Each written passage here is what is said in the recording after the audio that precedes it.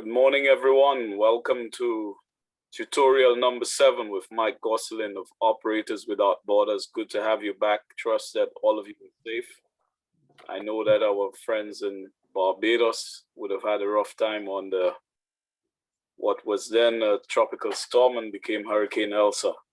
But I think we are all on the path to full recovery. So keep safe and have a fruitful day with Mike. Over to you, Mike. Thank you.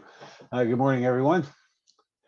So today, we'll jump into it because we only have so much time, but today we're going to finish the last few slides on disinfection. And then I have several questions to go through, sample questions, test questions, and then we should be able to touch on the digestion PowerPoint this morning as well.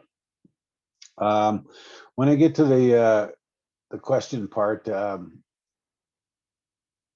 we've been using the chat function quite a bit and it's been working okay, but hopefully we get people to maybe chime in, even turn on your camera, answer the questions, provides us a little more dialogue. If sometimes that's a little uncomfortable, but after we do it a few times, it shouldn't be too bad.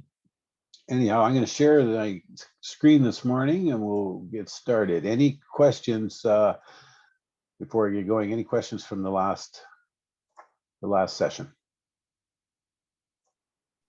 Morning. Are we getting a syllabus by any chance, or like to let us know what we're doing over this period of time till August?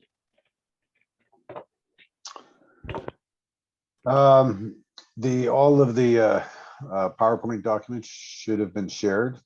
Mm-hmm. So we'll be going through all of those. I don't necessarily have a syllabus, but we'll be going through all of those and then spending a lot of time on, as we've started a few sessions ago, just reviewing different types of questions that you might see, hitting some of the high points, also doing refresher on questions that I received from people that highlight areas that we want to focus on a little bit more. Was there something particular that you needed? No, I remember you mentioning that like we'll have a break where we just do questions. So I wasn't too sure. That was all. Okay. All right. Any other questions from any of the other sessions?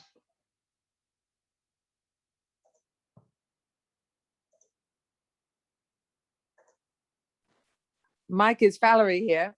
Hey, good morning. One of the things that came out of the podcast that Ignatius did was how many questions there were on regulations. And then the other thing was obviously math as usual. Mm-hmm. So that was the thing that came out for the podcast very strongly for me.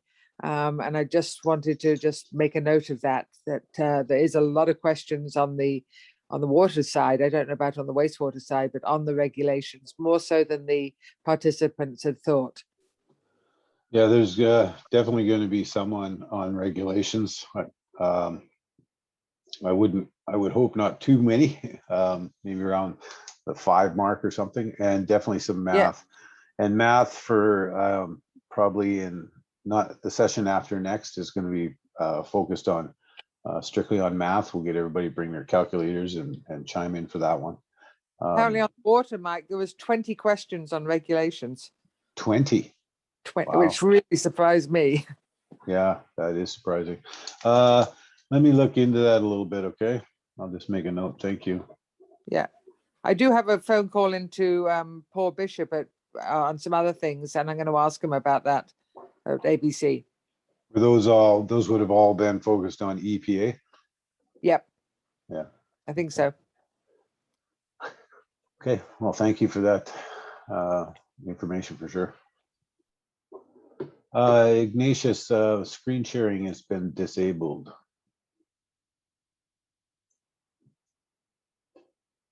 Apologies, Mike. It's all good. There You're we on go. now. Thank you, sir.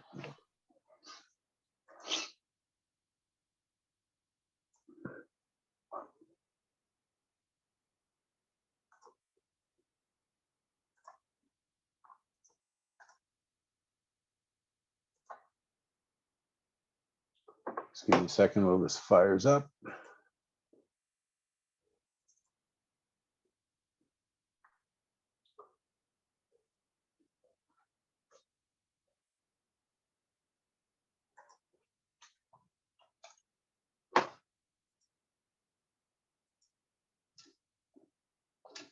So we covered a lot of these slides in the last section. So I just wanted to, the last few we wanted to go through. So we were talking about disinfection, and the first part of that was chlorination. A couple key points there that you want to consider. Just remember that dosage equals demand plus residual, and a residual of 0.5 free chlorine after some contact times is the most desirable number. Excuse me. Let's go bring up the chat box. There we go. You're going to see something on breakpoint chlorination. There's a slide here that gives you a lot of information. Basically, breakpoint chlorination is when you've applied enough chlorine to deal with any of the demand, whether it be from organics or inorganics, and you start to build up free available chlorine. That's what breakpoint chlorination is. So you've added enough chlorine to address any of the organics and or inorganics, and you start building free available chlorine.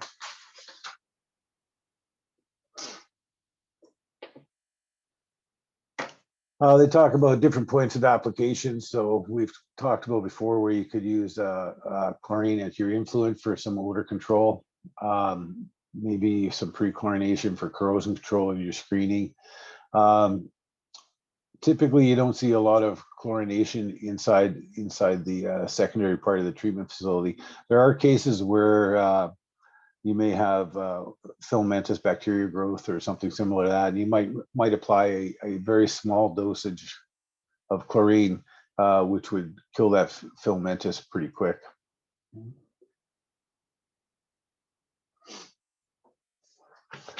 One of the biggest things about chlorine is it needs some contact time. So many contact tanks are designed similar to this tank that's depicted here.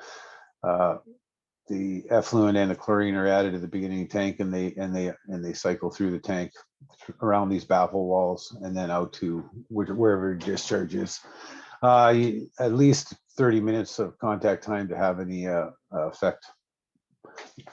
A lot of the contact time is also based on the water or your effluent moving or cycling, so it comes in contact with everything in that water. So if you were if you didn't have enough turbulence in the water or enough mixing in the water, theoretically you could have a portion of unchlorinated effluent. So contact time allows, and the moving through the basins allow not only the minimum of 30 minutes contact time, but also make sure you get thorough mixing there.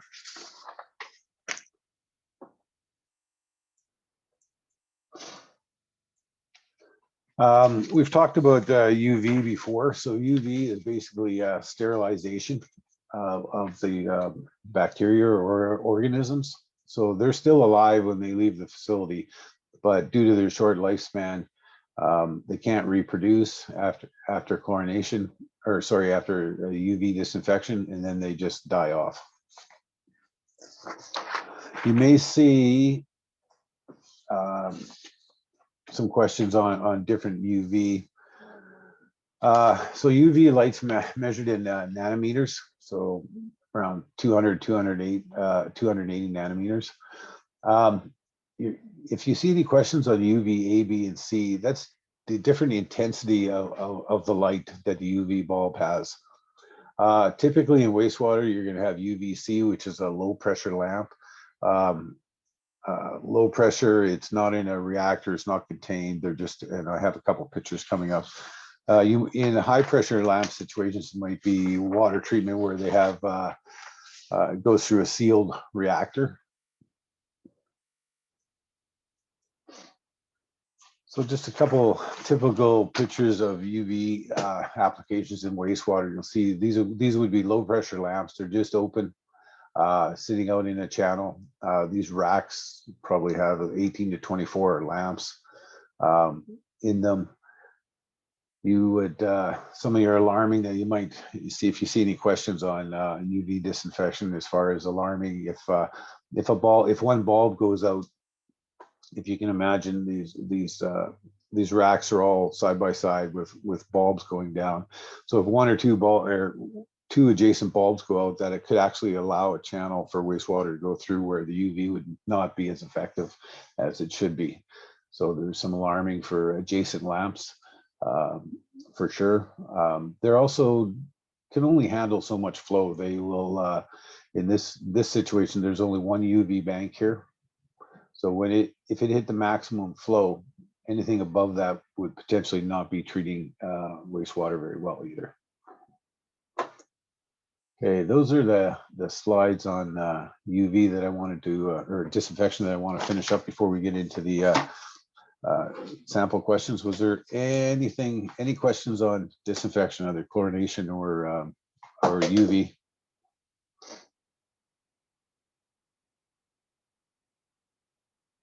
Everybody still out there?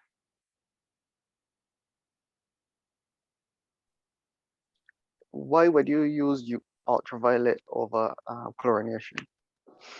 That's a really good question. Thanks. A lot of it depends on the discharge stream that you're discharging into. Rather than putting chlorine into some of the environments, there's also a safety factor. Larger facilities require like tonners that we've talked about before. So you have multiple tonners and tons of chlorine sitting on site, which can be a safety issue if something happened to those as well. It's a lot safer. It's a lot cleaner. Those are the biggest reasons why UV over chlorination. But is it as effective as chlorination, or sorry, go ahead. Is it as effective as chlorination, or would you say chlorination is a superior disinfection method? Yeah, no, I would. We deal with both forms of this disinfection, and UV is equal, if not better, in some applications for disinfection. The biggest drawback with UV disinfection is your effluent has to go through some kind of filter before it gets to the UV. So if you do not have filtered effluent, the solids that the organisms can be either in or around can block that UV light, so it wouldn't be as effective for sure. But if you have a tertiary type facility already that has effluent filters, then UV is an excellent option. Without tertiary treatment, then chlorination would be your best option to ensure that everything that went through there had a kill rate. Hopefully that answers your question. Yeah, that answers my question. Perfect. Anything else before we leave disinfection?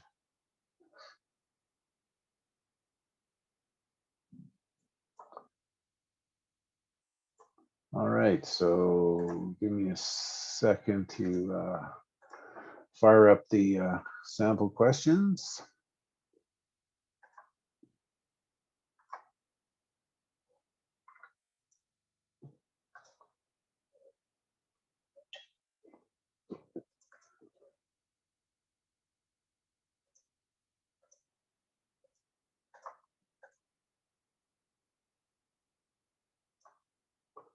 Computer's only working so fast this morning. Just bear with me.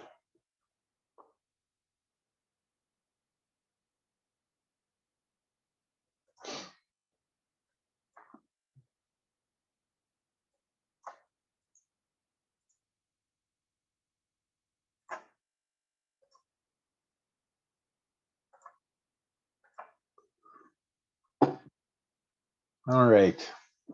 So I was unable to load up the document on the other share where it brought my face up on the document. So we'll have to go through the questions this way because it's not in a PowerPoint.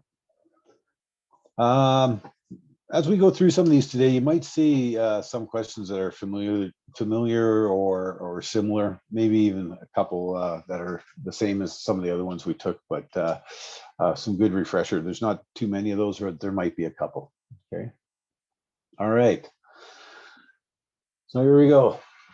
Determination of dissolved oxygen concentrations in mixed liquor and the final effluent should be carried out at least blank during peak loading periods. You're going to see questions like this. They get really long-winded, and just pause for a second and just pick out the information that they're looking for. Just have to bring up my chat box here.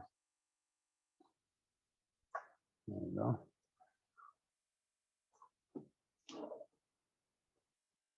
So one question or one answer being once a week, twice a day. Any others?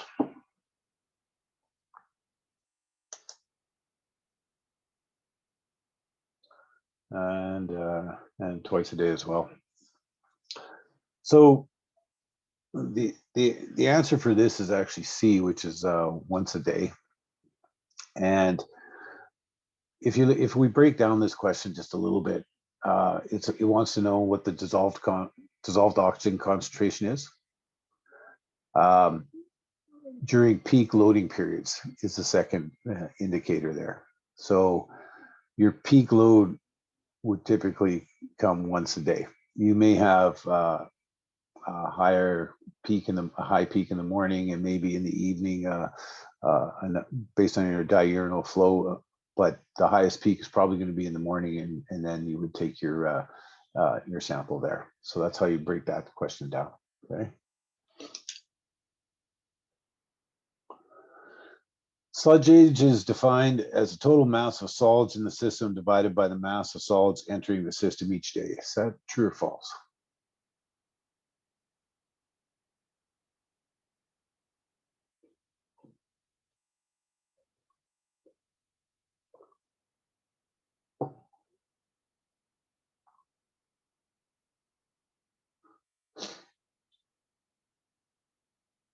Yeah, that's correct. Sorry, number one true.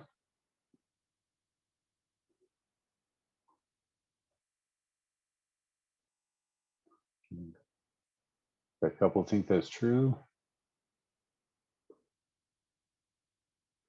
So the answer is false for this. So sludge age is the length of time that your solids are in the system. Okay. We've talked about that a little bit. I'm going to make a note, and just so we can review some of that, a couple of those process points. Okay. Great. Thanks. So if such solids are not to accumulate in the secondary clarifier, they must be removed at an average rate blank to which they are applied. With a lot of these questions, try not to overthink them. And I'm not saying they're not important. I'm not saying that there isn't a lot of information that's needed to answer these questions, but don't overthink it, right? So this one's just saying, you don't want solids to accumulate in a second clarifier. So what do I have to do? I have to remove them at what rate?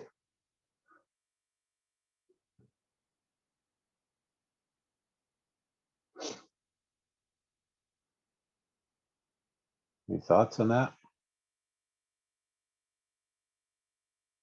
Tough questions this morning. There you go. C. Okay, that's the right answer. And that's, like I said, some of these questions are, and the ones you get on your exams, they might be a little wordy, a little lengthy, but you just have to really break them down and get down to what they're looking for. And this is a really good example. Is just, you have solids in your secondary clarifier. there's lots of things that we've talked about with solids, but this question is just saying, if I don't want them to build up, what do I have to do? And I have to remove them at the same rate at which they're applied. Sludge volume index provides a measure of how well the sludge will settle in the secondary clarifier. It is defined as a volume occupied by a gram mixed liquor suspended solids after 30 minutes settling. Is that true or false?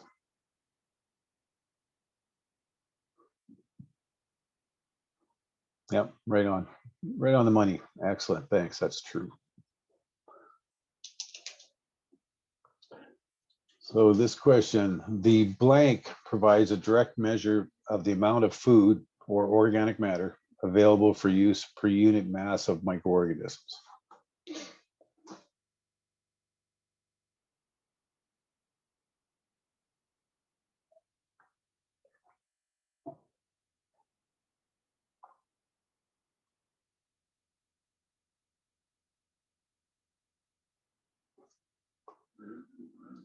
So triggers or key points in this question is the amount of food, and then mass of microorganisms.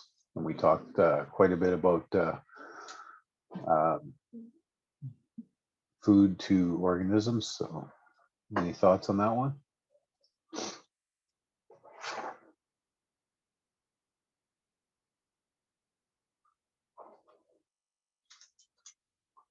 Yeah, good answers, thank you. Yes, it's a FM ratio, food to microorganisms. Again, with these are some really good examples of questions. A lot of words are put into these questions that can throw you off. I don't think they do that necessarily as intentionally, but they can throw you off. So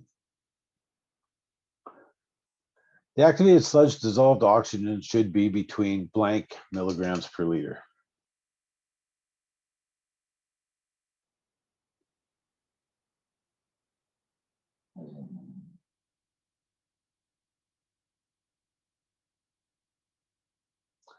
One C, anybody else? And a D, an A. So the correct answer for this one is B, so about 1 or 2 milligrams per liter. A lot of this will depend on the systems that you're operating. The course and the exams are based on a conventional activated sludge plant, which are usually around 1 or 2 milligrams per liter.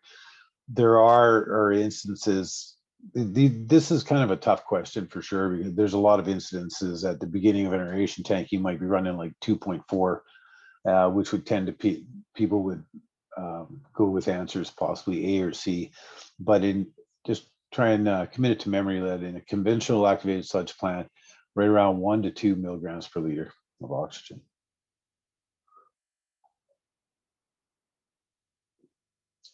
Talk that one.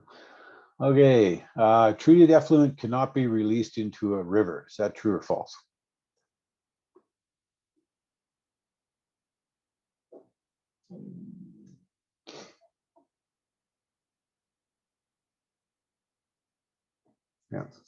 Yeah, for sure. That's right. B, of course it can. As long as it's treated, it can go anywhere you can have your discharge permit. So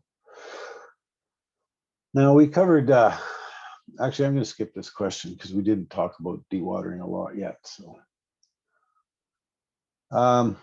biological denitrification is a process by which microorganisms reduce nitrate to nitrogen gas that is released to the atmosphere.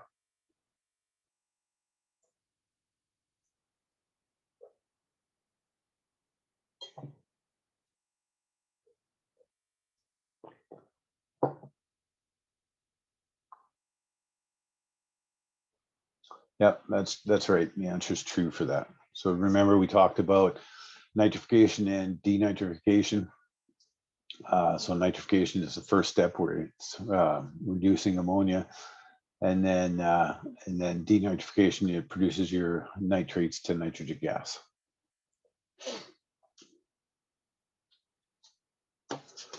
Okay.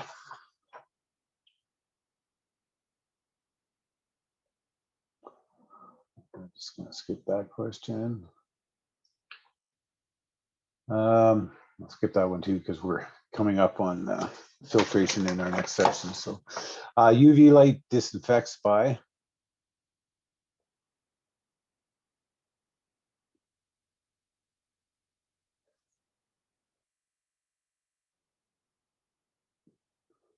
that's right, inactivation. Thank you. Now you're going to see a few questions on your exam about chemical formula names. So there's a few of them that you might want to, chlorine, water, and this one will probably show up there too. So the chemical formula for hypochloric acid is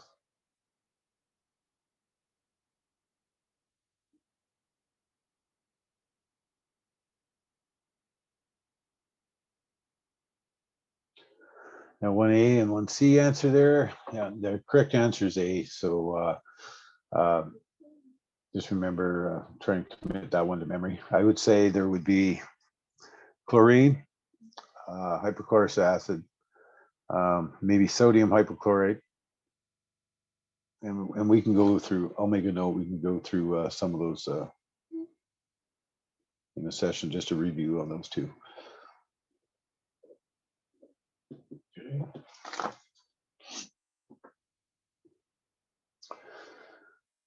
Calcium hypochlorite may be purchased as a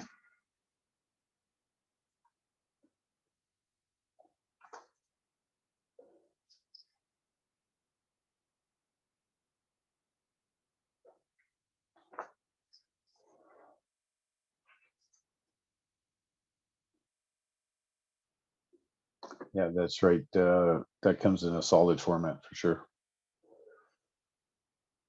What is not a property of an element of chlorine? And you're going to see several questions on your exams that I think they've tried to get rid of some of them, but there's still quite a few in there that throw that not word in.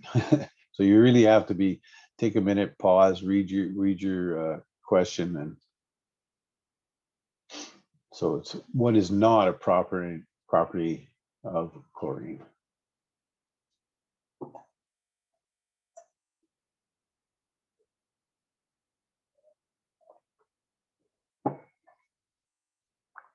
So if we just review this one a bit, we had a couple answers of A, but yellowish grease gas is a property of chlorine. It's heavier than air for sure. It does support combustion, but chlorine on itself is not explosive, but it does support combustion. So like I said, really take a second and read the question and read through all the answers just to make sure you're close.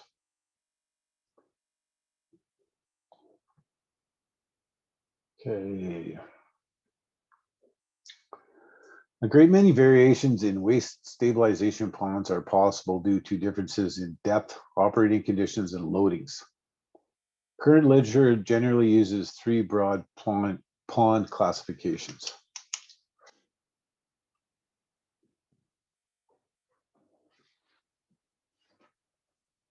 We talked a lot about ponds, so if you can remember those.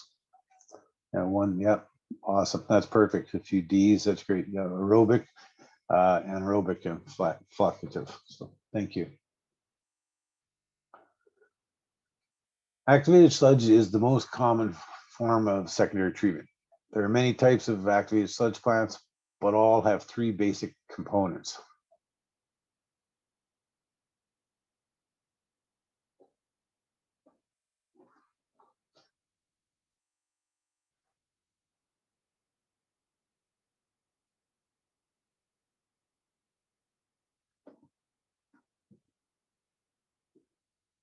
I've got one C, anybody else? C. Couple C's, yep, that's exactly right. And just for anybody who had any questions on that one. So when you look at that question, the trigger, there's secondary treatment they're focusing on. So primary clarifiers are not secondary treatment. Detention tanks would not be secondary treatment. They'd all be at the, both those would be at the beginning of the process. And then the sludge disposal system would be at the end of the process, but it's not necessarily part of secondary treatment.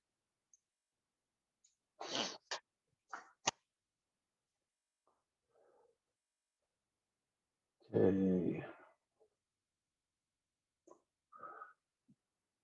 This process is a biological method of wastewater treatment that is performed by a variable and mixed community of microorganisms in an aerobic aquatic environment. That's a lengthy question, for sure.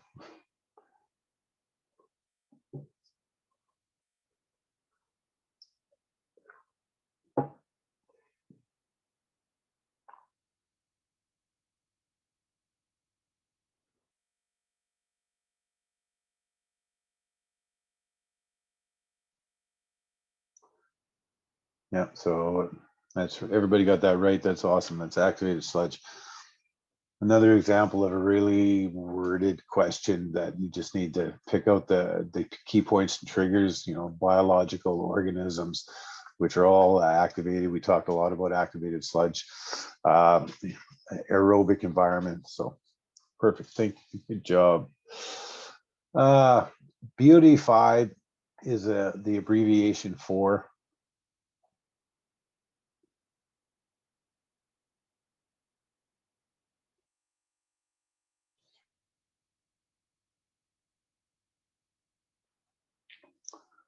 You got a B and you got an A. A couple A's. Yeah, that's A is the correct answer there. So BOD is definitely the biochemical oxygen demand, but when they put the 5 at the end, that's the 5-day test. Okay. Which of the following conditions increases chlorine demand?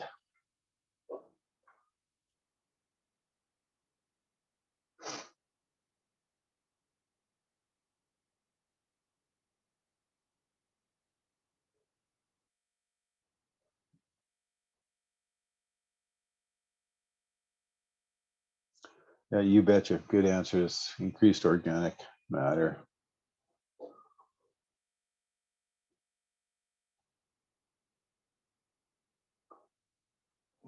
Not all wastewater contains solid material.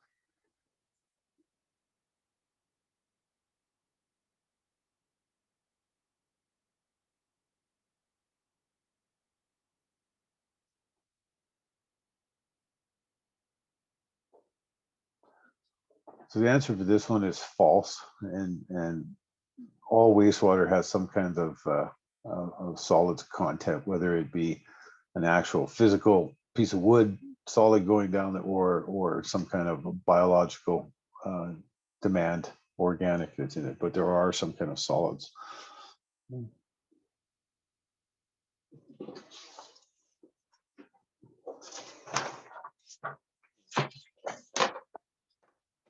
Question for this question.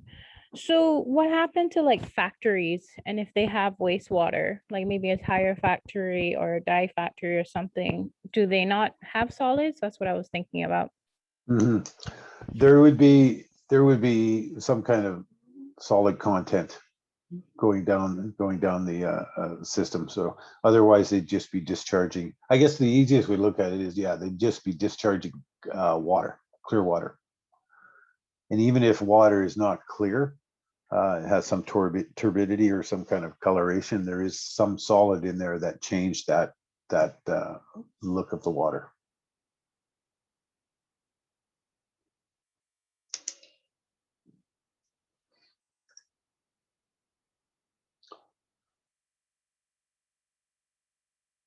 Yeah, a couple of these, when I converted the document, it looks like some of the answers didn't line up very well, but there we go.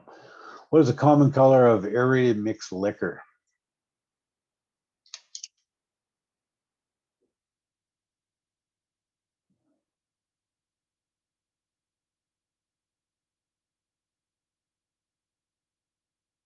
Yeah, so some B's for sure. That's the right answer. What's the common color of septic sewage?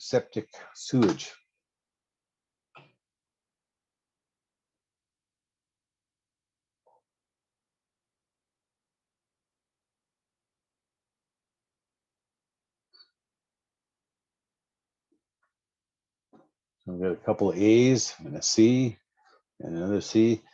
Oh yeah, change answer from an A to C. Okay, yeah, exactly right. So it's black. Anything that's gone septic is black. If you're rising sludge and secondary clarifiers, it's going to look like black floating scum. Septic sewage will be black too.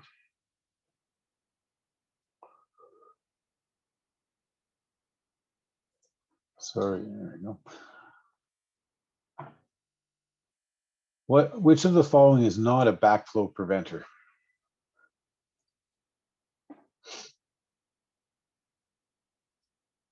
Yeah, you got it. Gate valves, that's right. Good answer. Reverse flow due to back pressure other than siphon action is referred to as. I apologize about the lineup of some of these answers. I'm not sure what happened there.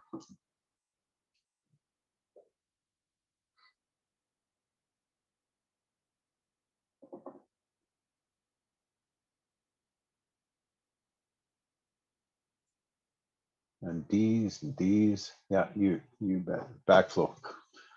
Good answers. Cross connections are defined as actual or potential connections between a potable and non-potable water supply.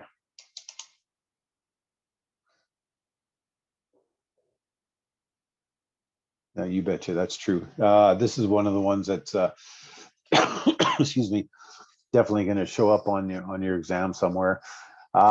I think what throws people off sometimes is when they use the words potential connection. That is under the term cross connections. It's not it does include both actual and potential. So make sure remember that when we get to the exam.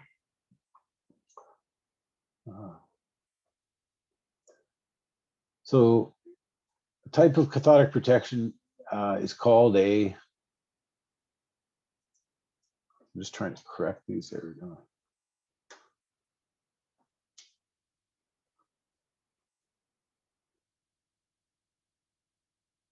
One D, another D, yeah. Excellent. Sacrificial anode. Corrosion is caused by reaction between the metallic pipe and its surroundings.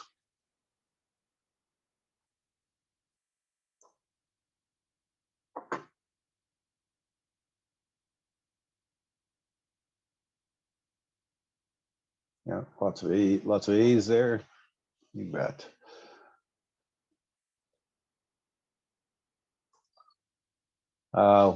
Which is not a common drive?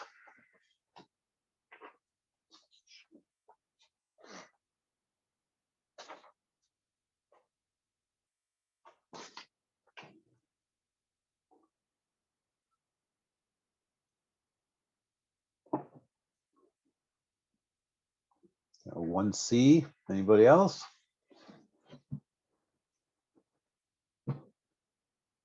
Yeah, C. You bet. That's right. Everybody got that right. Is a Star Trek fan with warp drive, because that should definitely not be there. Okay. We did cover some electrical at the beginning of these sessions, and remember that there is going to be some electrical questions on there. So amp is a unit of measure for resistance of electrical current. The electrical term is called amperage.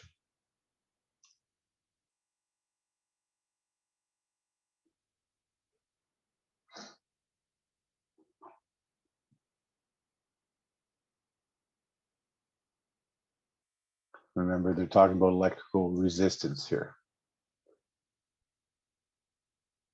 So that's correct. It's false. Just take a quick look at your slides. I mean, some of the previous slides on. Oh, okay. Now everybody's got it now. Never mind. Thank you for chiming in there. I'm not going to ask you this question. I just want to talk a little bit about voltages. Um, depending on your location, the voltages might be different in what's being used in your facility. City of Kelowna, for example, we run 480 volt everywhere throughout all of our facilities. Our incoming power, is typically standard 600, so we have to transform that down to 480. If you see a question like this, you get the answer would be. Let's see if I can clean this up a little bit for you. The answer would be in this question is B. Just so you're aware that, like I said, it's coming out of the States, and you 12 volt, 24 volt, 220, 120, 480, 600 volt. Okay. So I didn't want to ask that question. I just want to explain a little bit. I'm not sure if you're aware of or how much dealing you have with power coming into your facilities, but just kind of jot this one down or take note of it. Okay.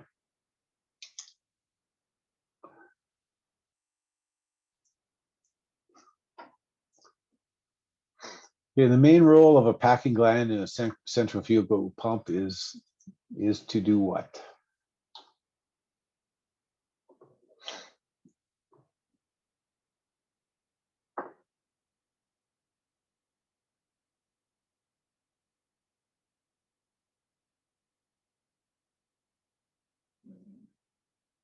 I got a few D's. That's right. Seal is the right one.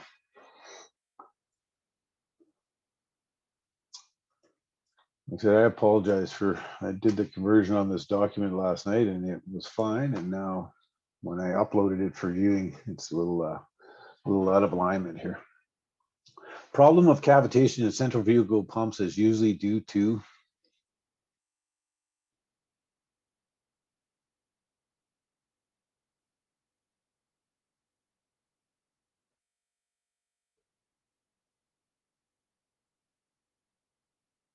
we got 1A. Anybody else? Yeah, some A's for sure. So so cavitation is when you don't have enough flow, heats up the water, forms bubbles which explode and wear on the impeller. Okay. Oh, sorry. The answer is B, not A. So they explode on the impeller. So what can happen there is if you don't have any flow through the pump, or it has a problem drawing that water through the pump, is when you're going to get that cavitation. So C, cold water doesn't make any difference. Low pH has no difference. So you're down to two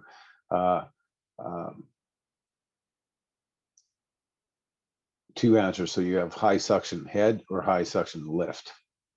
And on the suction side, you wouldn't have high suction head. You'd have high discharge head, but not on the suction side of that.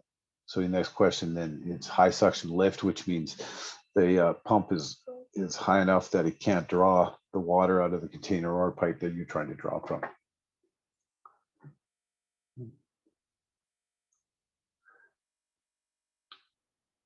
So bearings on a centrifugal pump are running hot. What should you do?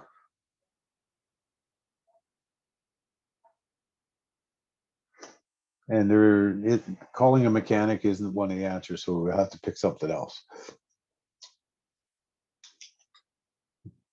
Yeah, check you. Yep, right on. Good answers. Yeah, you want to check the lubrication on those for sure. I'm not sure if there'll be something on the exam or not, but just remember with lubrication on pumps, too much or too little lubrication can cause overheating. If you are running around doing the checks or some maintenance on your facility and you're greasing a pump and you're adding too much built up pressure in that cavity, and that can cause overheating as well. The answer here is check lubrication. So that's not saying that it's high or low, just that it needs to be checked. So remember that it can be either or. low or high, sorry. Which of the following types of pumps is started against a closed discharge valve?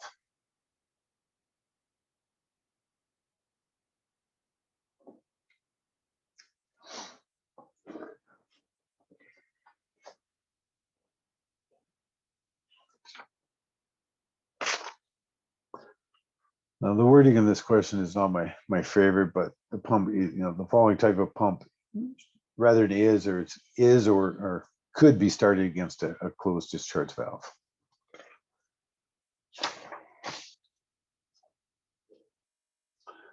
So the correct answer there is A, centrifugal pump. Remember that piston pump and a screw pump are all positive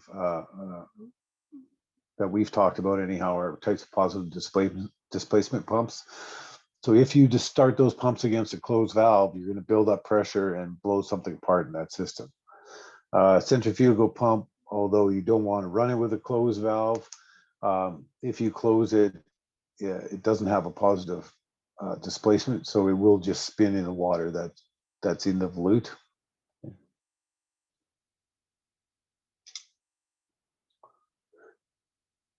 Okay, a positive displacement pump uses a mechanical system to move or displace the water. The mechanical systems could be a piston in a pipe that moves back and forth. Is that true or false?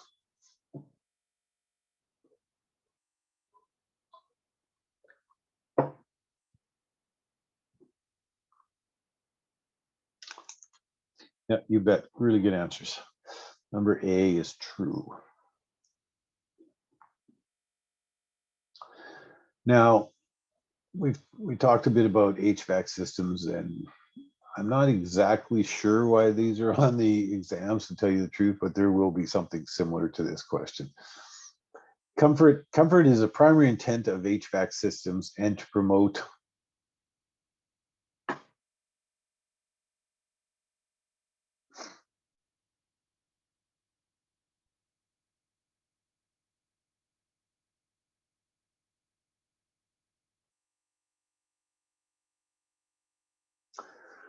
yeah, good.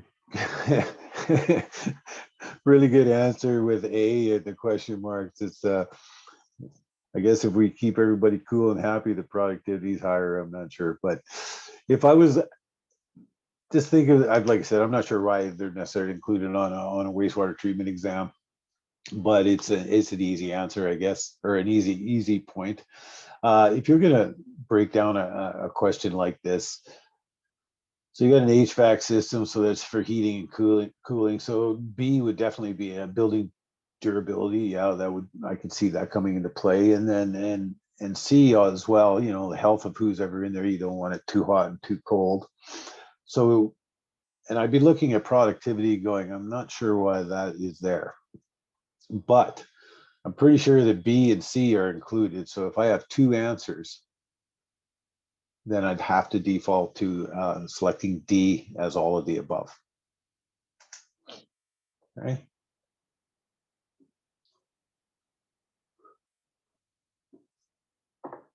Which test best measures the efficiency in a trickling filter?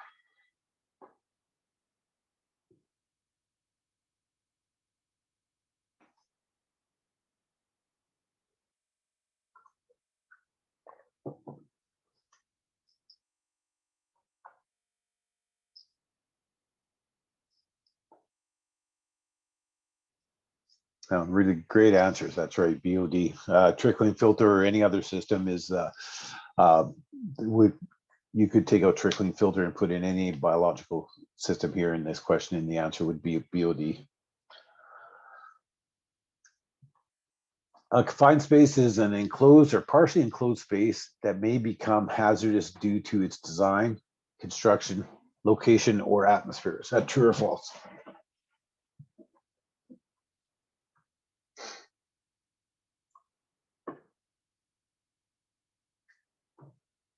Yeah, you bet. That's true. Good answers. Which is not a hazardous chemical route of entry into the human body.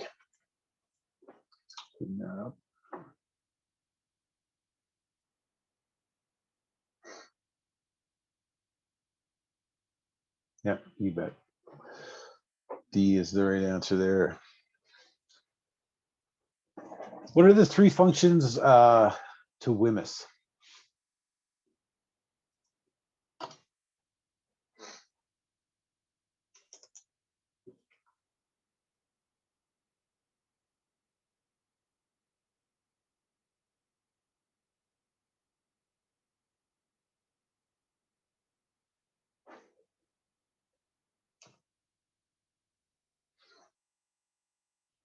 Any other thoughts on that one?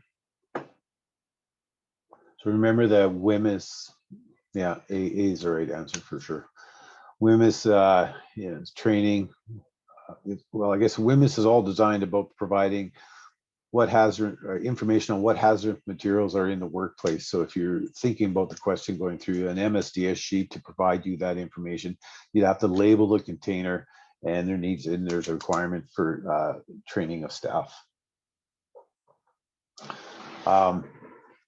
Prior to your exam, make sure you take some time and go through the safety PowerPoint I have. As we go through questions, there'll be lots of safety ones, but there's going to be several answers on safety that are relatively easy marks to get. So make sure you have those ones.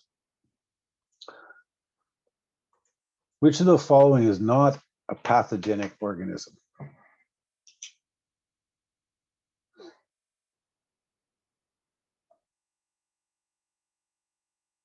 You bet. C. Great answers. Thank you. Let me just clean this up a bit. Again, I apologize for that. What is the commercial strength of sodium hypochlorite? Excuse me. And that should be 12. That's right. The right answer is C, 12%.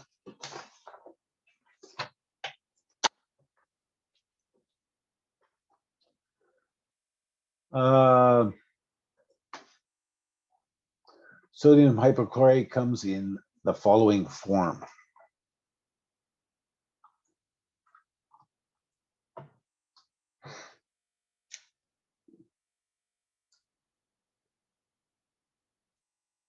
So basically, that's right. So basically, you're looking at solid, liquid, or gas. It wouldn't come in a plasma form, but the right answer for sodium hypochlorite is in a liquid. Okay. So chlorine is in a gaseous state, and sodium hypochlorite is typically a 12% liquid that's supplied. Chlorine is not applied to wastewater systems to control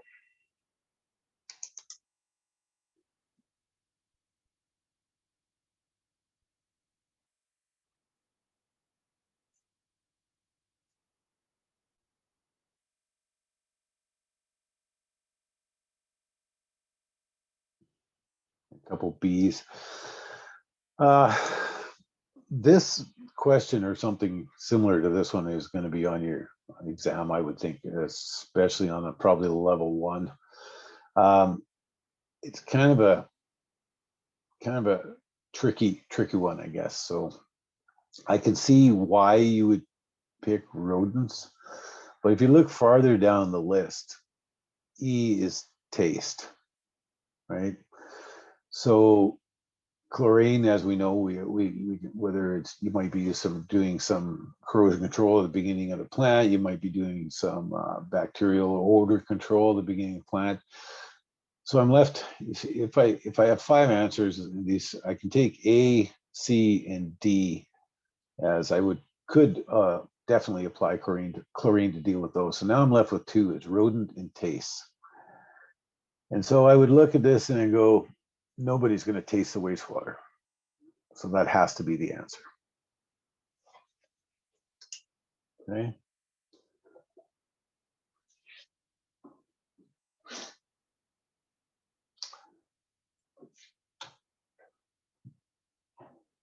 Which is not a classification of treatment pond?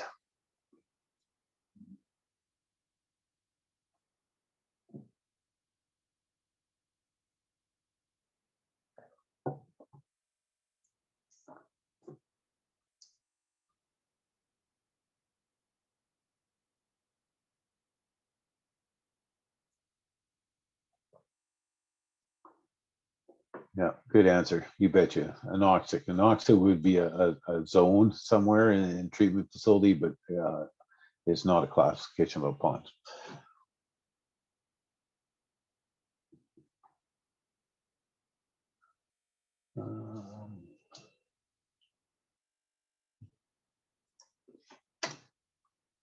Which is not a mechanical dewatering device?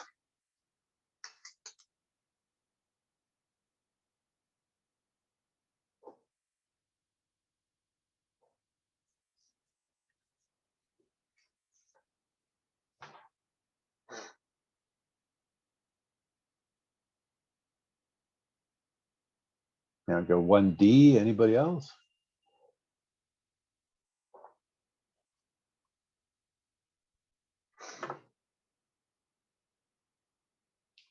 Yeah, and another D. That's correct. So we haven't covered a lot of dewatering yet. We will in some of our future slides, but it's a really good answer to try and step through if you're not quite sure. Even if you're really not sure on belt filter presses or belt press or vacuum filters, we did talk, you do know what a commutator is. We've talked a lot about where they are in a plant and what their application is. So if you know what one of those, if you know what that is, you know that that is definitely not a dewatering device. So really good answers there. I'm sorry. Depending on the hydraulic and organic loadings, trickling filters are classified as?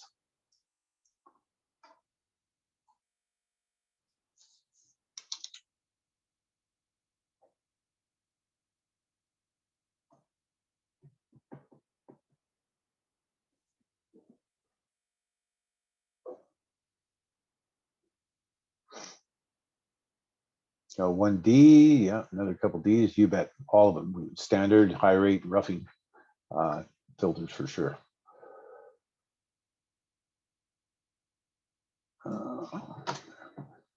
Which of the following is not part of a trickling filter?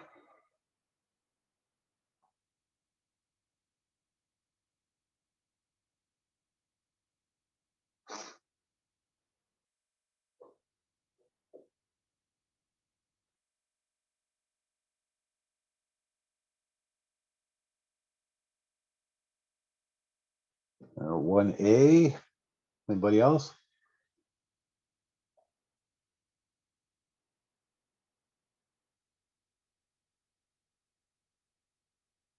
Couple A's. So the right answer for this one is D, the filtration system. So if we take a second and think about the trickling filters and how they're set up, there's an under drain system that supports the media.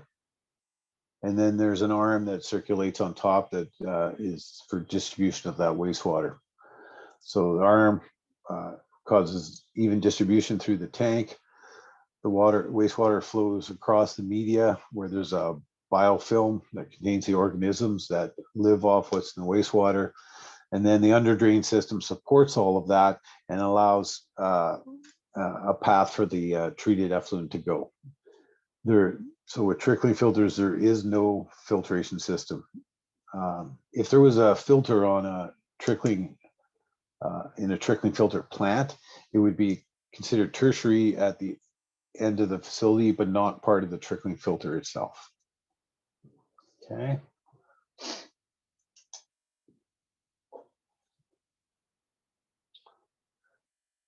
I'm just going to move this, bear with me. Extended aeration is often used in?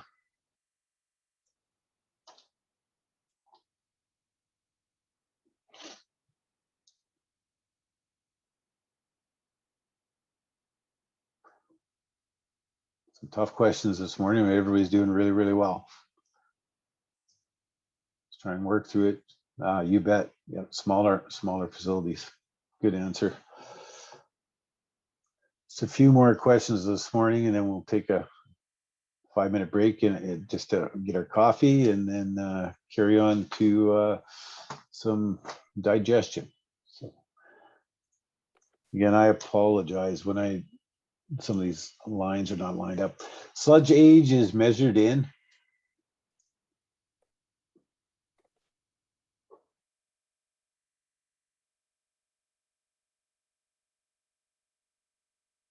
Mhm. Yeah, you bet. That's measured in days. Okay.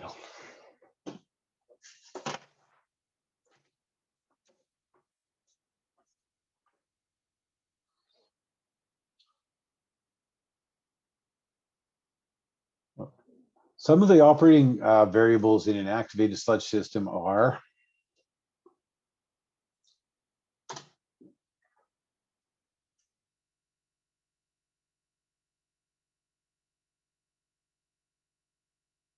no. Yeah, you bet. D, all of the above.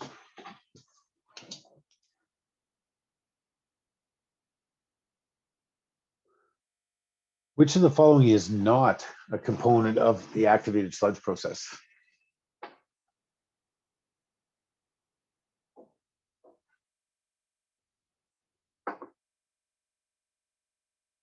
Yeah. I'll go 1B. Anybody else?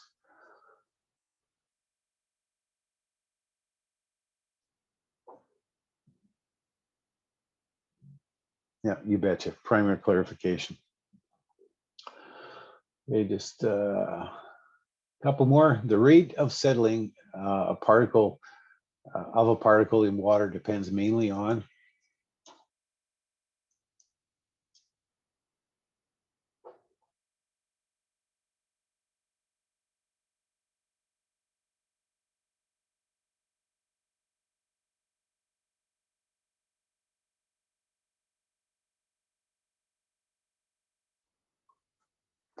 Yeah, this is a tougher one for sure, and I would think you'd gonna see something like this. So the reason it's tough is the specific gravity of a particle definitely has an impact on the settling rate of that particle.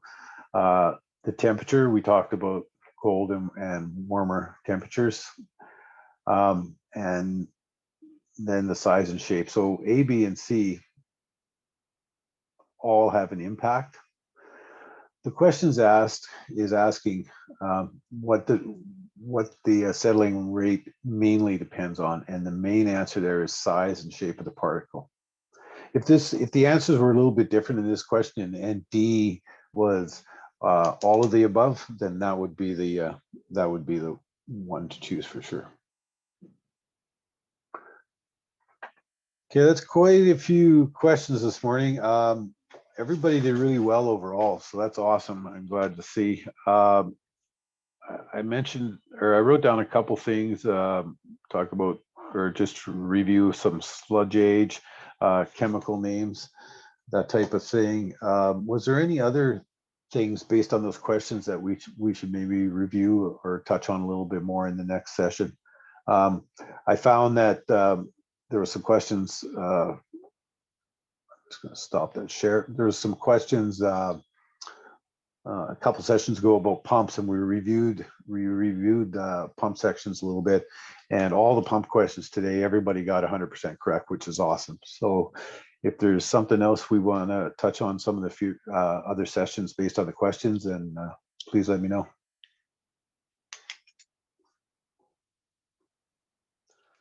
Dewatering, yeah, we will be, thank you for that. We will be touching on dewatering for sure. Biosolids handling, that type of thing. Okay.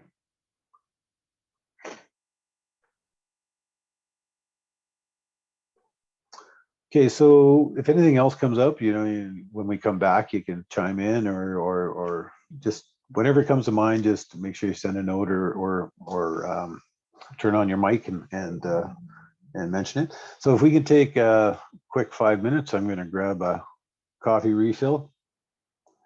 Okay, 5 minutes it is. Great, thank you. Okay. Okay, so like I said, if there's any areas that anybody wants to go over, touch base on, review some more, please send a note or just chime in at any time and we'll make sure we do that. I have to say that a lot of the questions we went through, the majority of them were answered correctly, which is great. It's good to see. All right, so we're going to move on now to sludge digestion. I'm going to share my screen.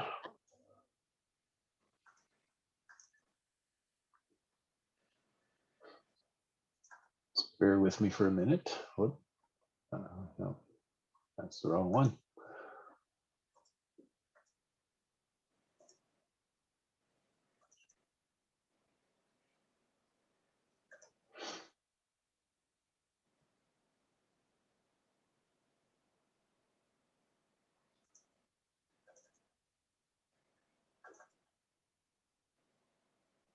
There we go.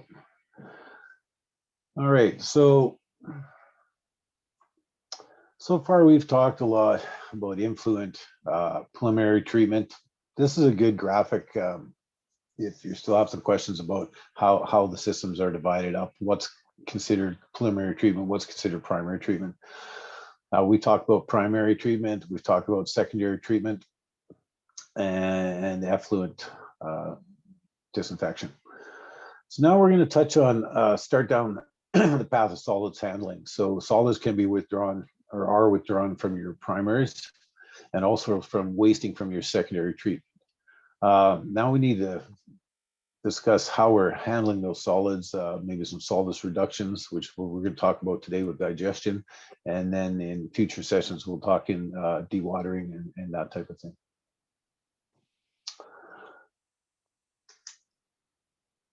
Okay. So we're going to talk about a couple things this morning, aerobic digestion and anaerobic digestion.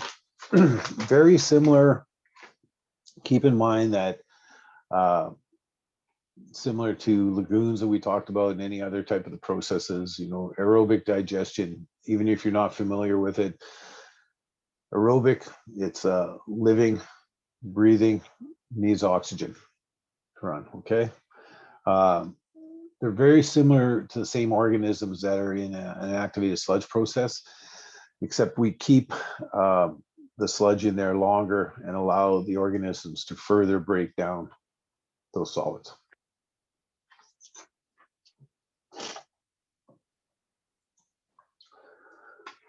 So your aerobic digester basically have, it's a good graphic, you have a tank.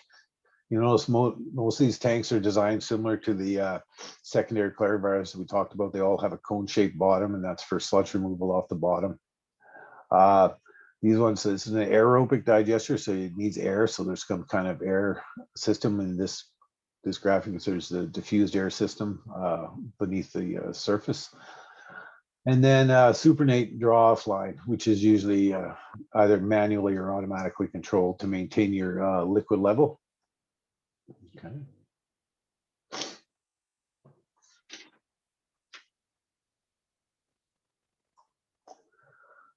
Usually constructed of concrete, but in smaller applications, smaller package plants, they can be used in like plastic, fiberglass, anything that will stand up to what's there. The nice thing about aerobic digestion is it's can be put just about at any location. There's no pressurized cylinders, there's no gas or methane formation, that type of thing. The one thing that is an issue with aerobic digestion is odors. So obviously you're digesting this material, and there are a lot of aerobic digestion has some odor issues to deal with.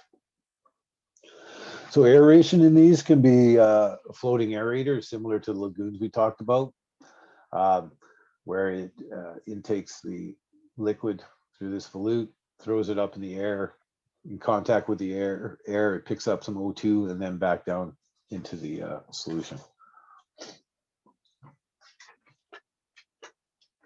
There's a couple slides just on different types of aerations.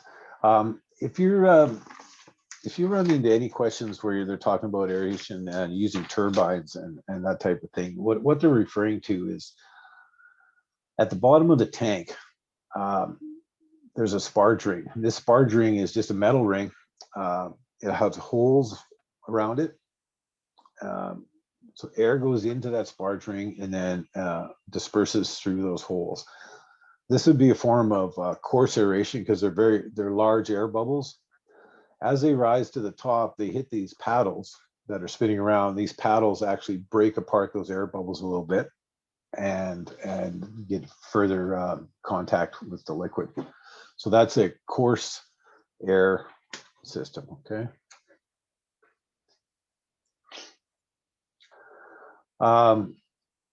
For the way they remove solids, typically from an aerobic digester is you shut them down for a little bit of time. You need the solids to settle out just like they do in a secondary clarifier. So under normal operation, it's a complete mixed tank. You're adding air to it and you're not wasting like you do from a mixed liquor tank. So you need some solids to settle out in the bottom. So you shut it down for a little while, you let the solids settle out in the bottom. Excuse me, you'll withdraw some supernatant lines off the top. And then once you've done those two things, you put it back in service, okay?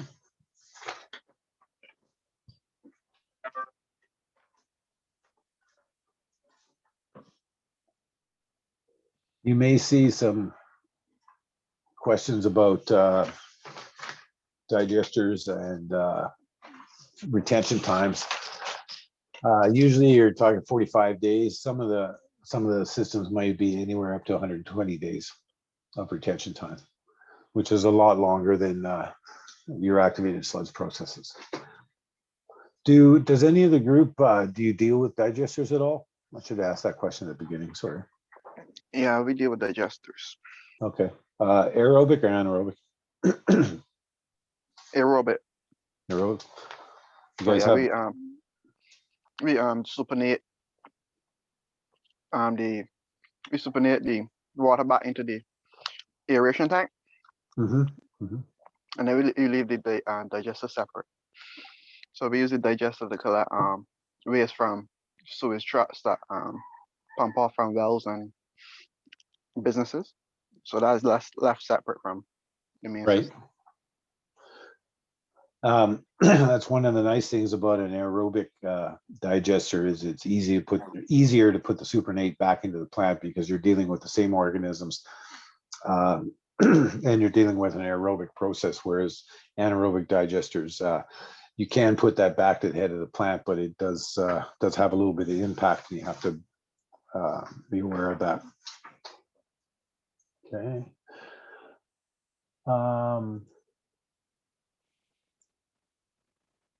So you're looking at typically 1 to 2 milligrams per liter of dissolved oxygen. Some of that does vary for sure, but as a typical number, I'm just trying to hit the the high points.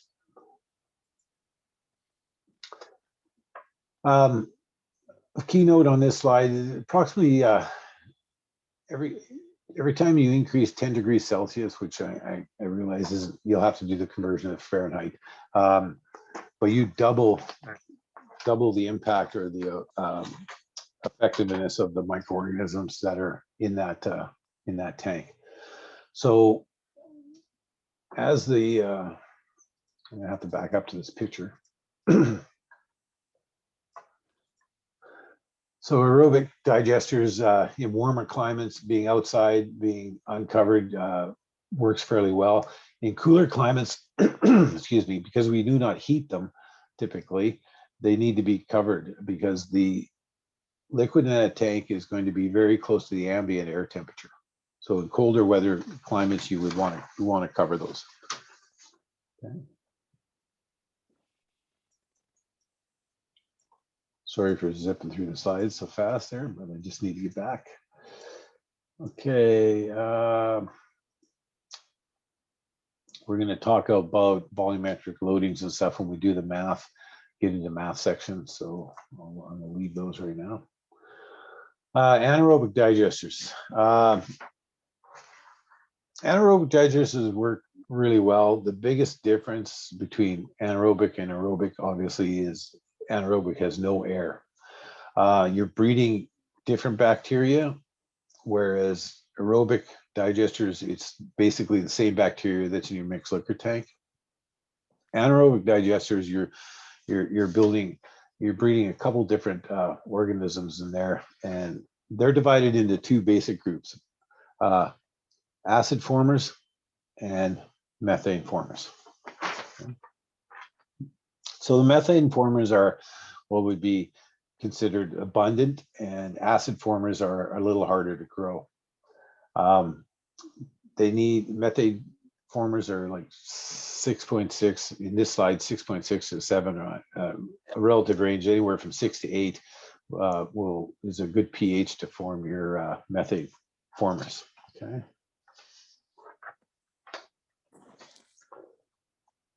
It's important to, well, we'll talk about it in a couple seconds here, but the objective of good digester often is to maintain suitable conditions in the digester for growing population of both acid formers and methane formers. So the way you do this is basically food supply, length of time, stays in that digester, and temperature. You can receive anywhere between 45 to 65% reduction in solids. This slide says 50 to 60, but a realistic range is 45 to 60% with an anaerobic digester.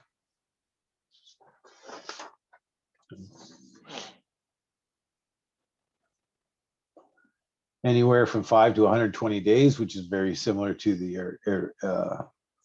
aerobic digesters.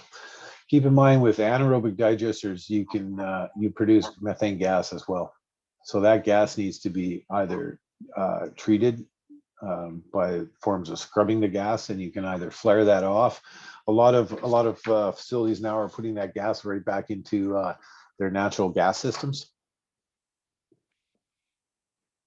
So many places you'll actually the gas company will pay you money for putting methane gas, clean methane gas, back into their system.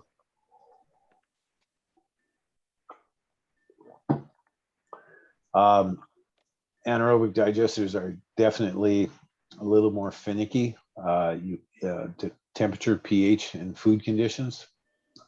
Constant feeding is needed at a slow rate. Temperature needs to be maintained. There's different people can use boilers, fire tube boilers, so they run the liquid through on the outside of the fire tubes to maintain temperature. Some use natural gas heat, so they do consume potentially more energy, but you get some of that energy recovery back with your methane gas.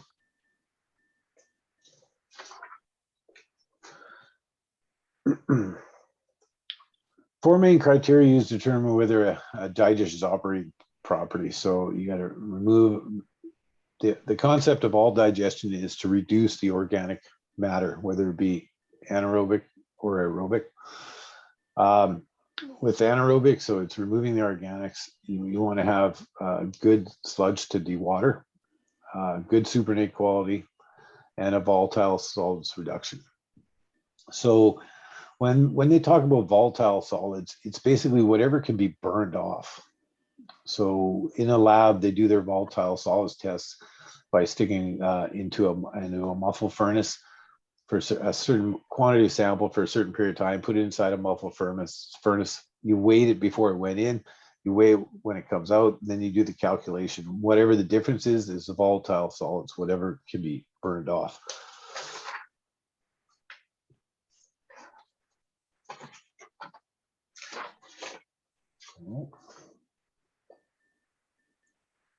Supernate from anaerobic digesters can be returned to the plant or a different type of system.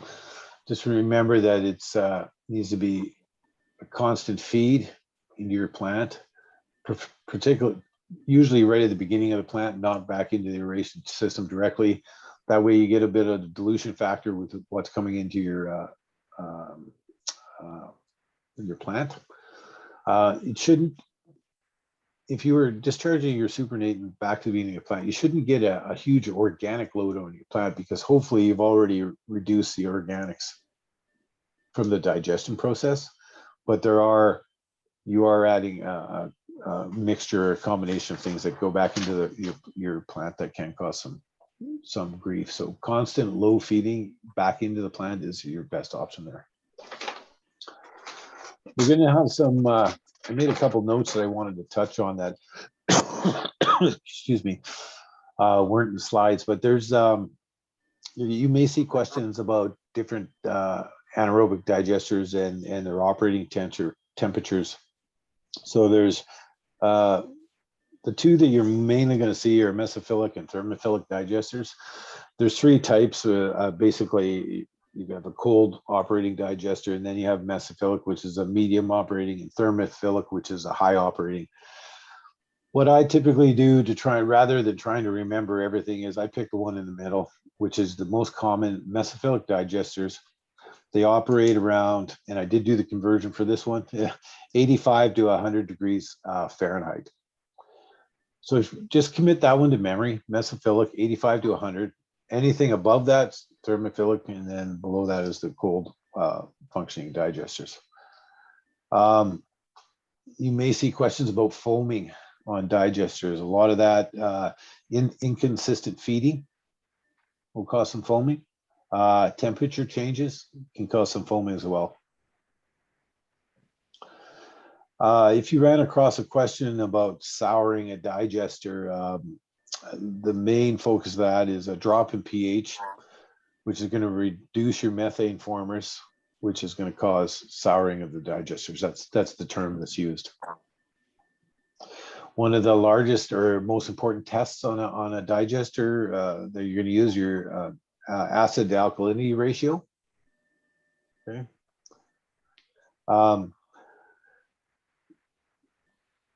We've talked a lot about pH in digesters, and pH is good to monitor. It's good to maintain. We saw we needed a specific pH range for methane formers, but pH is not the first test that I would turn to for monitoring digester operations. And the reason for that is, if you think you have a very large tank full of liquid and the pH changes, which reduce your methane formers, which now you're going to have some digester souring. By the time you adjust the pH in that whole liquid, it's almost too late. So the acid to alkalinity ratio, and we'll get it, and I'll talk more about that in some later presentations. But that's the main test that you would want to run on your anaerobic digester.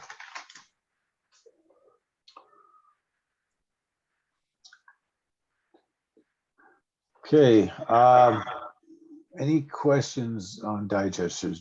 It was a high level review. Just want to, these are level 1 and 2 exams. So just wanted to make sure that everybody's clear on aerobic digester, anaerobic digesters, what they are, what the differences are, and the key points that you want to try and remember.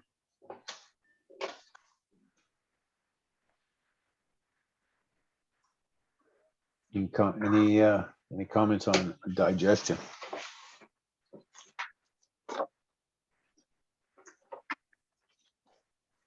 So digestion also produces, depending on the digester, a lot of them are class A biosolids. If you run any questions about biosolids classes, class A and class B, class A is you can directly land applied. So you eliminated any pathogenic organisms and you can directly apply it to any land application.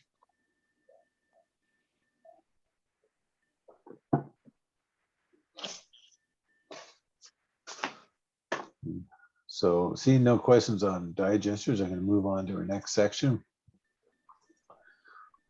Let's give me a second to bring that PowerPoint up.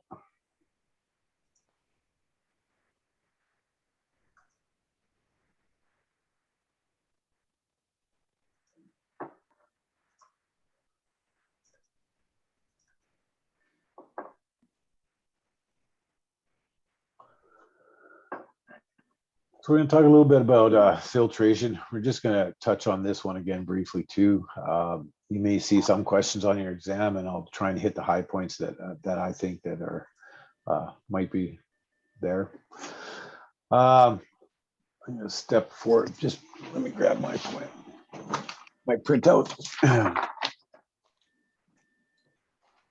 So filtration, you know, you're talking filtration at the end of the treatment facility. There's also filtration for water that might be used within the facility, or C2 water is filtrated or before you use it. I'm gonna jump right to the filter types. So a common type of filter you're going to see is a sand filter. Most sand filters are a mixed media filter, so you have anthracite on top of the filter, and then a sand media, and then the underdrain system. So very similar to a trickling filter, where something needs to support all those materials. So you have an underdrain system that's basically pipes with holes in it to allow the water to flow through the filter. The coarse and the fine media are designed. Somebody's got their microphone on too, just to let you know. A little bit of background noise there. Some of the reason there's coarse media and fine media is you want the heavier solids to be captured in the coarse media, and then the fine media will capture the fine solids before it goes out. Typically, as these sand filters they need to be cleaned, and they have a backwash system. And what happens is they take, my head's in the way there. Based on differential pressure, when the pressure rate gets higher, it's basically the water level is raising in this filter, which means your media is starting to plug off. And what happens is, in order to clean these, they backwash the filters. So you push water back through the filter, clean water back through the filter. It will fluidize the bed, and you're going to see questions about bed fluidization. So basically, you put all of this material into suspension, but this material is typically heavier than the solids that you're trying to filter out. So when you put it into suspension, this material is all fluidized, so it's all floating around with water, but you will have solids that come to the top that then can be cleaned off the top. When you stop backwashing the filter, you let it sit for a while, and due to specific gravity, this media will go back basically the way it is here. Sand is heavier than anthracite, so it's going to settle down. Then the anthracite will settle. So key points with sand filtration: typically dual filter or dual media. They need to be backwashed to clean. The backwash is done usually signaled by differential pressure. Okay. Any question on that type of filter?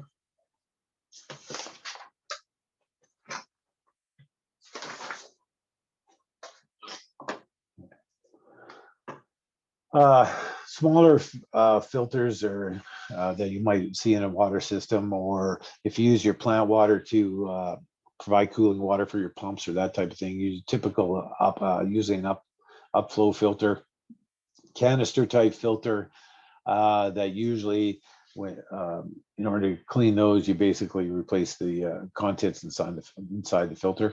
So you take off the top of the canister, change the cartridge out, and put a new one in.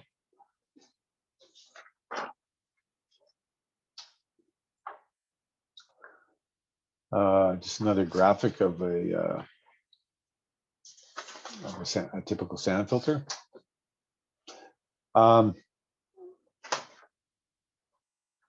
There are a lot of filters in tertiary treatment now that are using a disc filter. I don't have a graphic handy for that, but basically the disc filter is a manufactured mesh that's on it almost looks like either a terry cloth or something like that, and they work on a disc, and they're formed around the disc. The flow goes from the outside of the disc into the center of the discs, and gets filtered that way. I'll try and remember to bring up a picture, or you can do a Google search on that. Same principle though. Filter is a filter. It's filtering larger solids out of the system. Locations, you either use to polish the secondary effluent. You definitely want to have filters in front of your UV.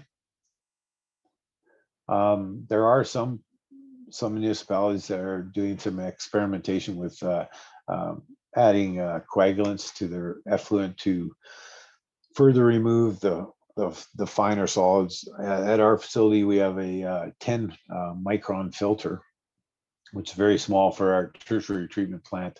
And there's some plants that are trying to remove even more solids, so they'll microdose the secondary clarifier effluent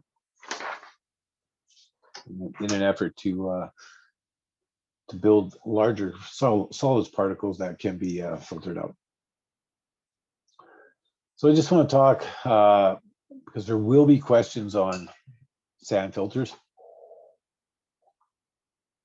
There's other filter technologies, like I said, the disc filters, that type of thing. I want you to be aware that they're out there, but I don't want to spend a lot of time talking about those specifics, because from my experience, there will be questions on sand filters. So you want to remember that they have a drain system.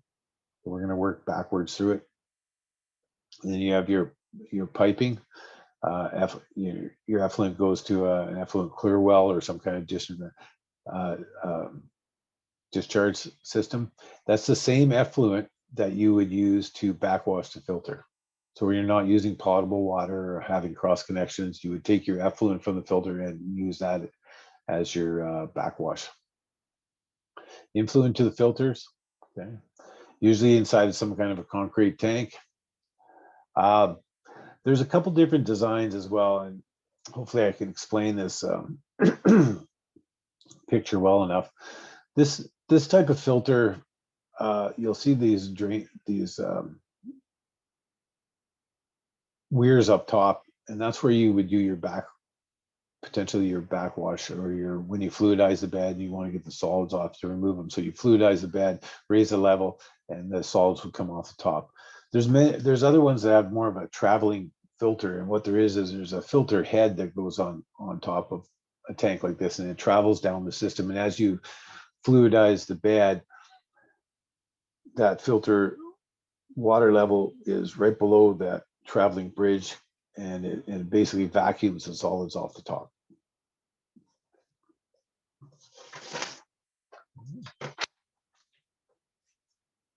So just a quick review on filtration. Do any of your facilities have, are they tertiary plants? Do they have filtration, whether it be sand filters, disc filters, or any other types of filters that are being used?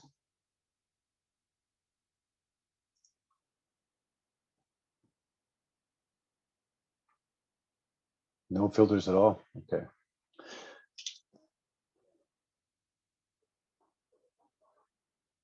So make sure you take a few minutes and really go through the review, and there'll be questions on as some of my review questions on filtration as well. So make sure you have a good handle on that. I think I've covered all the points that would be critical for. Okay. All right, so we're going to talk a little bit in some of the time we got left here. We're going to talk a little bit about sludge handling.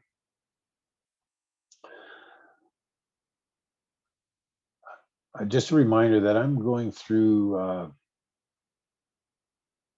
some of these PowerPoints at a very fast clip, but that's in order, so we only have so much time, and I need to get through some of this material and touch on the really high important things. Please take time and review the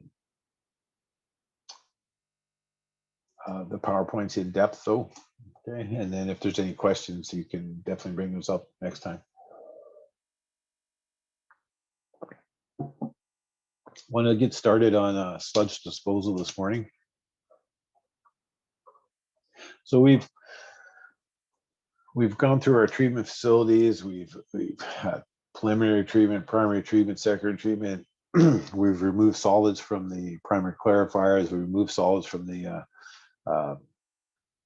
secondary treatment system, potentially put it into some digester or some other kind of unit.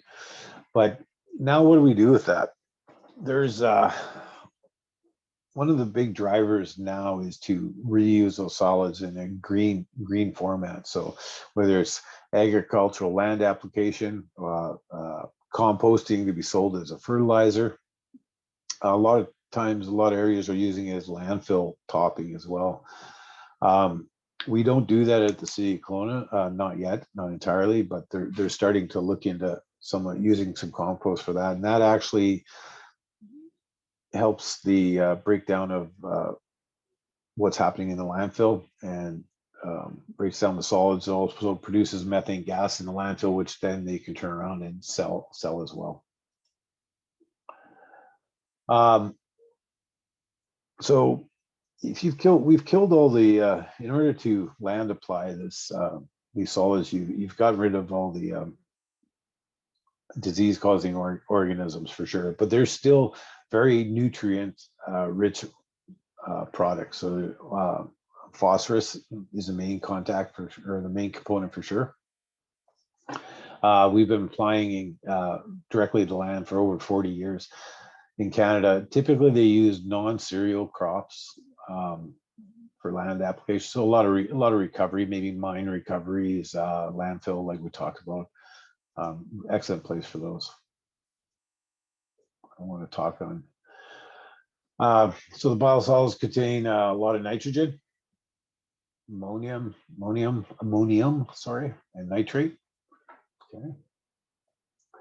Some kind of government agency or in Canada, it's the Ministry of Environment, would give you your allowable levels of nutrients that you can put back on the soil or landfill applications. Just remember that any kind of solids, they're very, very high in nitrogen and phosphorus. Okay.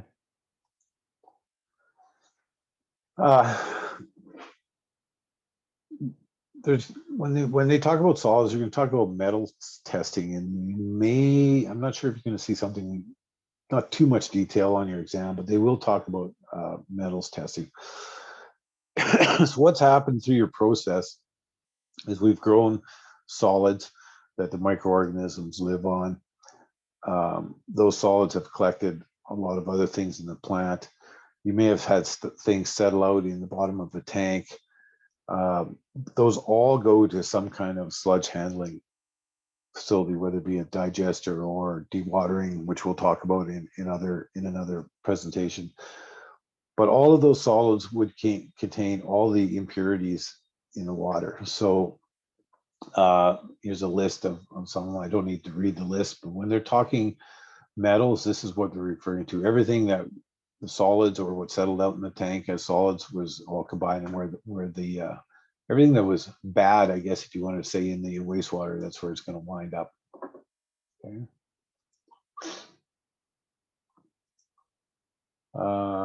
Just gonna hit the. They will talk.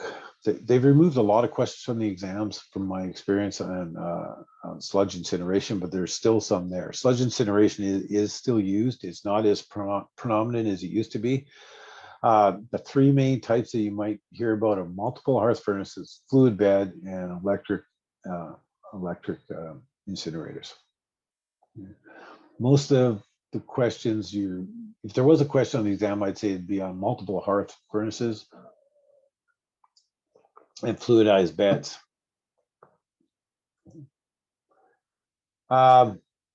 Just bear with me for one. Sorry, just bear with me for 1 second. I lost my share there.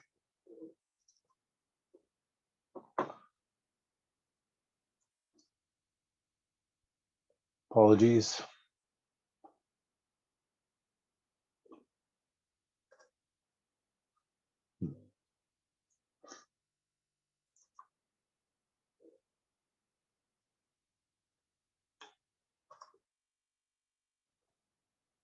Okay, sorry about it. Here we go.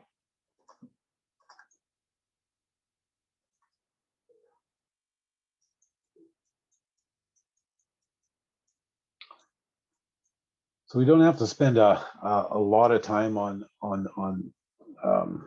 these furnaces, but just to keep in mind, I'm not sure if anybody operates any furnaces at all, but multiple hearth furnaces basically is telling you have different levels or different stages, typically in a tower setup, and you have to apply heat, and the sludge comes down. It's resting on these different levels, and you're actually burning what's in the what the solids, that volatile solids that are in that wastewater.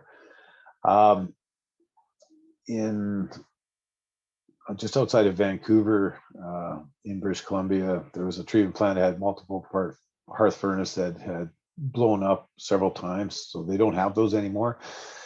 They can be very unsafe if they're not operated correctly. But just remember, this is the design of a multiple hearth furnace.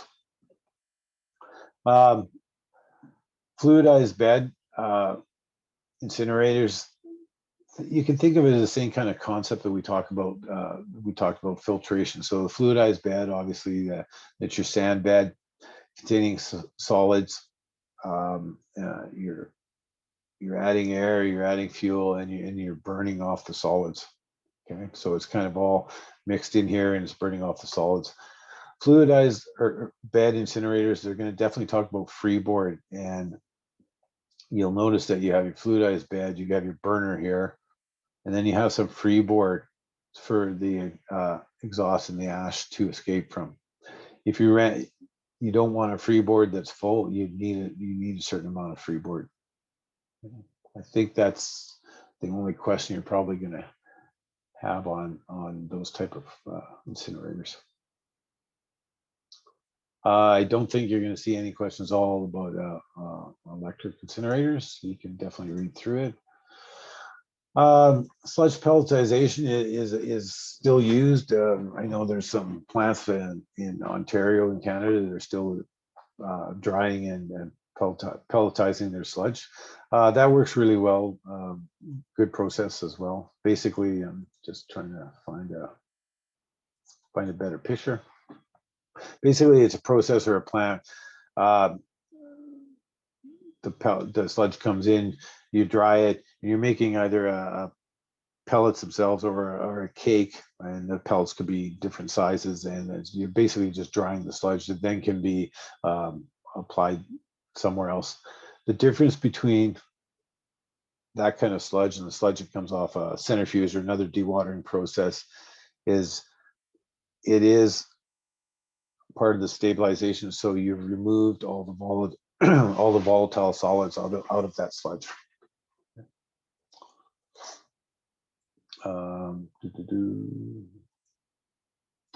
There's a good graphic of what sludge pellets might look like. Easy to transport, mix, and you could then take that and mix it in with soil or land apply it somewhere. Okay. We talked already about landfill topping, so we won't need to touch on that. Again, some of these smaller ones I'm going through in a relatively quick format, but it's just I want to touch on them, give you the general overview, provide us a little chance to talk about them. There are questions on the exam. I think I've covered most of the stuff that would be covered in the exam on those questions, and they'll be definitely coming up in some of our sample questions as well. So I'm going to move on here to a little bit about sludge conditioning. Share that screen.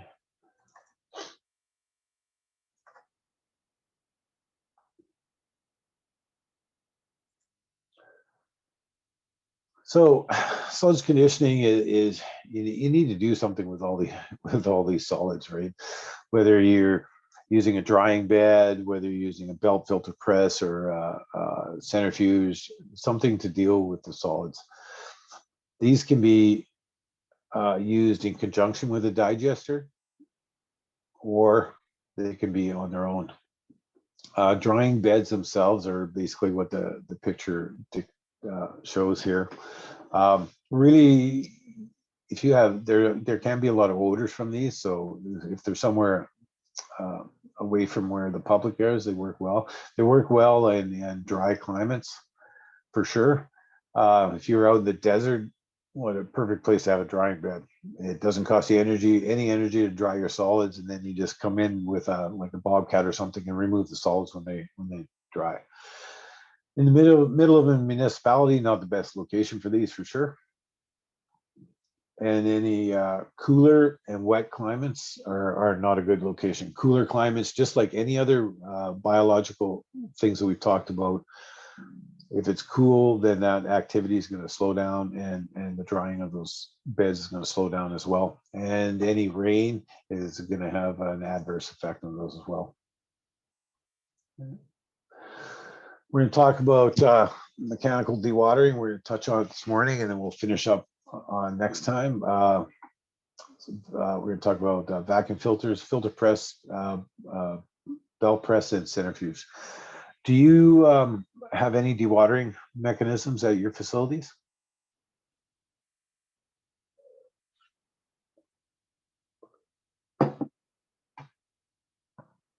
No. Anybody else? No. Okay.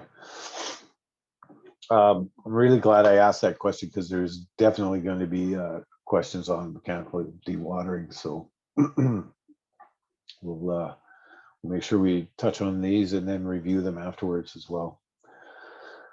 So vacuum filter, exactly what the name says. It's the sludge is entered in. It goes under a negative pressure. It goes through around these discs, and then when the negative pressure is drawing the water off the sludge, and then the sludge remains on the disc, and then it's scraped off the disc, and that's how you remove the sludge. You won't deal with them a lot. I haven't seen, actually, I've never seen a vacuum filter press or a vacuum filter, but they are still out there somewhere. Okay. It's a really good picture of what I just described. So the sludge is building on these discs. It's under a vacuum. So the filtrate is what's coming off. That's an important term to remember. Once it dries, then it's scraped off and removes the sludge off the vacuum filter.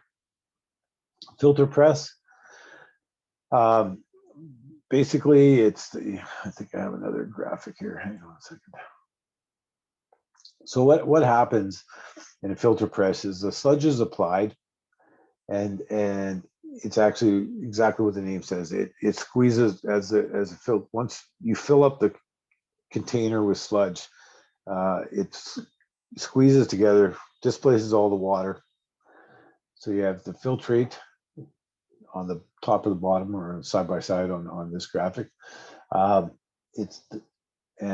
Sorry, let me back up again. The sludge has gone in the center. It's sat around these discs or membranes. You squish it together. The filtrate goes off either side, and then the sludge is removed. When it expands again, the sludge just falls to the bottom and then is removed from there. They work really well. They are prone to some messy situations to clean up, for sure, as you can see in this type of situation. If it wasn't dewatering properly, or if it was overfed, there could definitely be some issues. But just remember, think about the name. It's a filter press.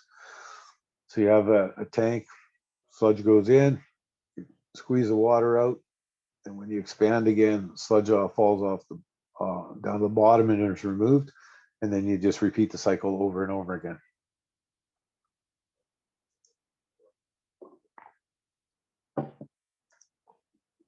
Okay. So this is a belt filter. Let me just go through one section. Okay. Belt filter press, same concept as a filter press, except this is more of a continuous operation, whereas a filter press, like I said, you had to fill it up, compress, expand, let the sludge go up, then you fill it up again, and then repeat the process over and over again. Belt filter presses, sludge is fed in, And then as it moves along, these belts are actually, and I had a graphic that actually had a GIF to it, and it ran a graphic, but it doesn't appear to be working. So as these belts run together in this area, so you can see the sludge here, it's actually pushing them together, which is causing the removal of the water. As it goes through the cycle, it's pressing, and you'll see large wheels, which are really compacting those solids. And as they move forward, a little less because you remove the water. And as these belts go around, and then the sludge comes off the other end, and the filtrate will dissipate all through this belt filter, and then it's collected at different points. Belt filter presses work really well. Again, they are prone to some cleanup issues if there's a problem. If there's a problem, what's going to happen is it's going to squish out either sides of the belt. Centrifuges are by far my favorite. And the biggest thing I like about them is there's no cleanup needed if there's a problem. Everything's contained within this unit. You'll have sludge. Oh, sorry. You'll have sludge coming into the center of the unit. You have a bowl, which is the outside of the unit, and a scroll, which is a rotating part on the inside of the unit. Okay. As sludge comes in, sludge or cake is removed at one end, and centrate is removed at the other end. One of the key components of a centrifuge is there's a differential speed. So the scroll or the rotating conveyor in this case, or the rotating bowl and scroll are moving at different speeds, and that's what allows for the dewatering as it moves through the unit. And another key point is they turn in the same direction. Okay. I will find the graphics that are working properly for belt filter press and for the centrifuge. It's in our next session. It's really a lot easier to for you to visualize how they're working. But the main components, like I said, with a centrifuge or a bowl and a scroll, moving the same direction at different speeds. Okay, how you get you adjust your scroll speed is whether you get a higher content or a lower content of solids. Okay. So we touched on centrifuges, talked about belt filter presses. Again, the belt filter press, your solids are here going through these belts, water is being squeezed out, solids off one end, and you're collecting filtrate all the way along. Talked about the belt filter press is more of kind of a, if you want to think of it as a batch process, right? So you fill it up, you compress the water out, sludge comes out, and then you repeat the cycle. I know that Roger mentioned mechanical dewatering as for either, if you have any questions from this section or anything I can provide in advance for our next session. It was Roger, was there anything else that you needed some information on or to be clear on for mechanical dewatering? We did touch on it quickly this morning, but just to make sure.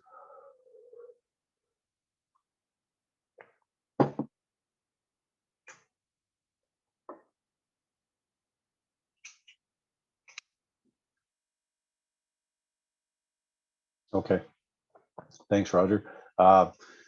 If there is something else that comes up, there'll definitely be some questions on those on your exam, and we'll review those and go through the exam or questions on them as well. Rather than touch on our next sessions, I think I'm going to stop there for this morning. Next session, we're going to be talking about phosphorus removal, effluent disposal, and some lab tests. And we're going to spend quite a bit of time going through some more sample type questions as well. Any other questions from today that I can help with?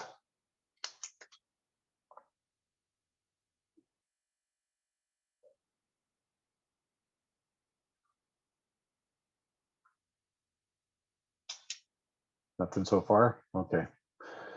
All right, well, we're gonna call it a wrap for today. I have a couple things that I'm going to touch on from last time, or that people want to talk about for next time. So we're to talk about clarification on sludge age, touch base a little bit on the chemical names for people. We talked about dewatering. I'm going to see if I can get those graphics to work properly, and it may help explain those a little bit. All right. Okay, well, Okay. thank you, everyone. Hey, Thank have you a very great much, day. Mike. And thank you, everyone. And for those of you who have not listened or viewed our podcast on Anchor, I think I did circulate it to most of the team following this tutorial. But you can also find it on our CAWASA Facebook page and the website and our YouTube pages. It's a very interesting interview, and we have some of our participants who will sharing their experiences with doing the tutorials and how it has assisted them with the exam's success. So I urge you to view it or watch it, and please do give us a like and subscribe. Thank you very much. Have a wonderful day. Ignatius Jean signing off from CAWASA until next week for session 8. Bye. Take care. Bye.